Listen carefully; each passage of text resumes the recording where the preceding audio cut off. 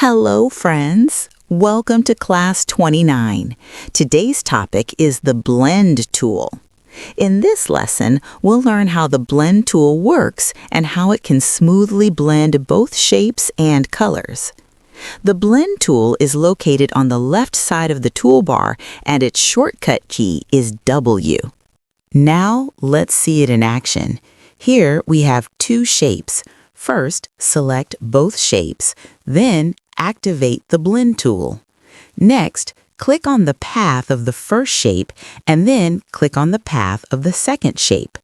As you can see, the Blend tool automatically creates a smooth transition between the two shapes, blending their form and color into a seamless series of steps.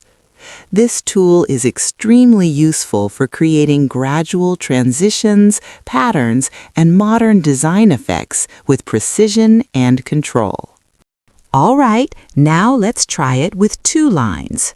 First, select both lines, then go to the Blend tool. Next, click on the first line and then click on the second line. As you can see, the Blend tool has smoothly blended the two lines together, creating a seamless transition between them. Now, let's explore Blend options for more control. Go to the Object menu, scroll down, and click on Blend, then select Blend Options. A pop-up window will appear. Here, go to the Spacing section and choose Specified Steps. Use the down arrow key on your keyboard to adjust the number of steps, then click OK.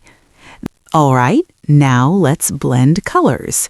Here we have two shapes. First, select both shapes, then choose the Blend tool. Next, click on the first shape and then click on the second shape.